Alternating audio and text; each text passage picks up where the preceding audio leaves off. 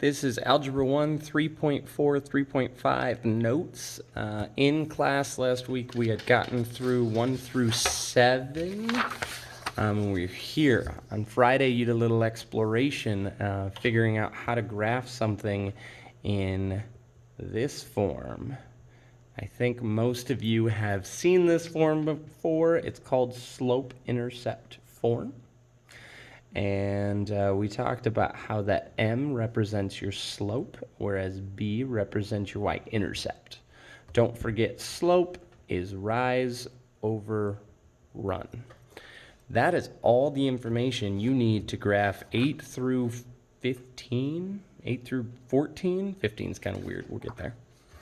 All right, so that's what we're going to do today. We're going to go 8 through 15. All right, check this out. Y equals 2/5 x minus 1. So you're always going to look at this number first, and that's your starting point. And that is where you cross the y-axis. So -1, I put a point down. After you look at your starting point, you look at your slope. So if my slope is 2/5, that's rise over run. Well, quick recap. Rise tells me up or down, whereas run tells me left or right. If I am looking at a positive number for my rise, that means up, whereas a negative number for my rise would mean down. Most of the time for run, we always talk positive, which would mean to go to the right, but you also can go to the left if it's a negative. All right. So 2, since it's positive, tells me to go up, and 5 is a run, since it's positive, tells me to go to the right. So I would start here and I'd count up to 1, 2, and then to the right 5. 1, 2, 3, 4, 5. And you only need 2 points to define a line. So you would connect those 2 points and you're done. So you graph a line in slope-intercept form. That's it. All right, let's do a few more. Look at number 9. I'll zoom in, get you a little better view here.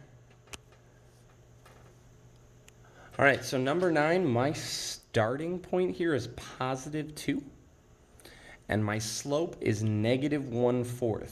Now with the negative, here is my recommendation. My recommendation is always put the negative with the top number. Now I'm going to show you both. I'm going to show you what would happen if you put the negative with the bottom number, but I'm going to recommend you always put it with the top number. So if it's a -1 over a positive 4, then in this case, a negative top number tells me to go down, and a positive bottom number tells me to go to the right. So I would go down 1 to the right 4, and I would put another point. And just like we did before, once you do that, you connect them. Making sure I have straight lines here, and you're good to go. Now, just for fun, I want to show you what would have happened if you had put it with the bottom. So now, since this one is positive on the top, it would tell me to go up. And now, since this bottom number is negative, it would actually tell me to go to the left. So if I had started here and I had gone up 1, left 4, I would have ended up here. Notice I'm still on my line. It still would have given me the same line. But I recommend that you always put the negative on the top, because then you know your bottom number is always positive and it's always going to the right, so you only have to think, do I go up or down? That's it. Number 10. Now, number 10. Start off with your y-intercept, which is -1. So I go on my y-axis, I put a dot at -1. Slope here is a little trickier because it's not a fraction, but you can always make everything into a fraction by putting it over 1. So now I have -4 over +1. Well, a negative on the top, that tells me to go down, and the positive on the bottom tells me to go to the right. So I would go down 4, right 1, put a dot. Remember, you only need 2 points. So once you have 2 points, you can stop right there. You can connect them. A small thing that's important is notice I'm writing arrows at the ends of all of these lines. That is important. Because if you don't write arrows, you have not made a line, you've made a line segment. Those are two different things. Let's look at one that's a little trickier. 11. Now I could rewrite this to say y equals 0x plus 2. Or if I wanted to get even more specific, 0 over 1, because we can make everything into a fraction. Now that's the same thing, because 0 times anything just goes away. So this is still just y equals 2. But we can follow the same process. So my starting point, positive 2. And then my slope is 0 over 1. Now 0 is weird because it's not positive or negative. So it does not tell you to go up or down. It tells you to stay. And the bottom is positive, tells me to go to the right. So 0 tells me I'm not going up or down. I'm just going to stay where I'm at in terms of up and down. But then the bottom number tells me to move to the right 1. There's my second dot, because this line is actually completely flat, horizontal. And we talked about the 4 different types of slope in class, and one type of slope was a zero slope. A zero slope, meaning it's flat. I compared it to running.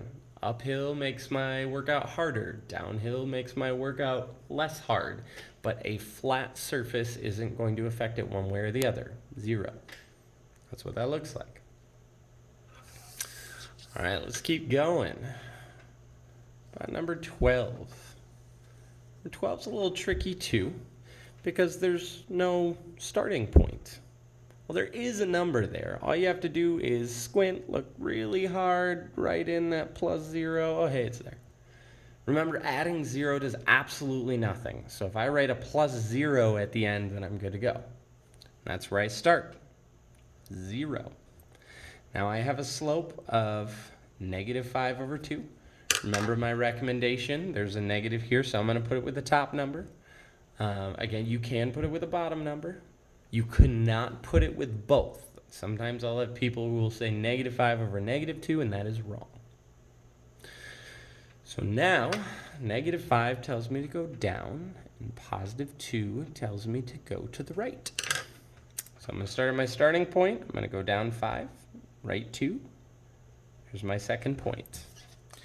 You'll notice this is nothing too crazy. In fact, I think you've done this before. As long as you can find the starting point and follow my slope, good to go. The last one on this page, you all should have a paper copy of this because I gave it to you in person. All right, so for this one, we have a starting point. We're good to go there, positive 1. But it almost looks like I don't have a slope. You got to remember a couple of things, though. Whenever I don't have a coefficient, aka a number in front of a variable, I can always put a 1, even though I have a negative there. And then, if it's not a fraction, we can make it a fraction by putting it over 1. So now my slope is a negative 1 over 1, and then it's going to look exactly like we did before. That top negative tells me to go down, bottom positive tells me to go to the right. So I go down 1, right 1. You know, I haven't done this yet, but if you wanted to, you could make more than 2 points. I could continue to go down 1, right 1, down 1, right 1, down 1, right 1, down 1, right 1, down 1, right 1, as far as my graph will let me.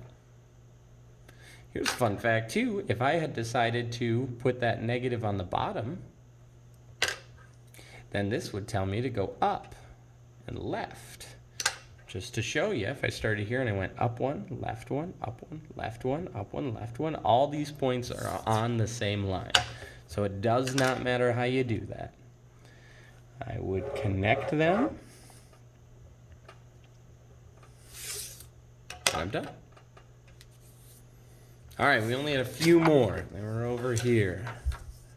14. Just for fun, if you really want to challenge yourself, why don't you take a second, pause this video, and try 14 without me. Try it. See if you get it right. Now, since it's a video and you can pause it, I'm not actually going to give you any time. Or just pause it, and then start me again when you're ready to go. Okay, there's a couple of things. Well, I don't have a starting point here, but we just dealt with that before. You can add a plus 0 always. At the end, that didn't change anything by adding a 0, and that's where my starting point is. Then I would say in the center, I have that 1/1 that goes in between the negative and the x. So now, just like before, I have a slope of negative 1/1, which would tell me to go down 1 to the right 1. Down 1, right 1, down 1, right 1, down 1, right 1, as many times as you want, although you don't need more than 2 points. Sometimes it makes my graphs look pretty, and I'm done. Did you get that right? Hopefully. All right, so here's the weird one, x equals 5. Now, some of you are probably already going to guess this. Whenever I have y equals a number, it was a flat line, or we call it horizontal. So if I have x equals a number, it's not going to be horizontal, but it's going to be vertical. Let me prove it to you. I'm going to make a little t-chart here of x values and y values. Now this gives me one rule. It says x equals 5. That's it, every time. So I'm going to put 3 different 5s down. Now my goal is to make 3 different points here. And I know for this equation, all of my points have an x value of 5 because that's what it says. So then from here I need y values. Why don't I just pick some random ones? 4, 1, negative 3. I just picked random numbers. Now I'm going to graph these. 5, 4. 5, 1, 2, 3, 4. Don't forget, when you are graphing a point, the first number is your x value, and then the second number is your y value. So that's telling you where to go on the x-axis and then the y-axis. Now 5, 1. 5, 1. And then 5, negative 3. 5, negative 3. And you can see these 3 points line up vertically. This is the graph of x equals positive 5, which really is just a vertical line touching that 5 value on the x-axis. That's it. All right, that is graphing lines in slope-intercept form.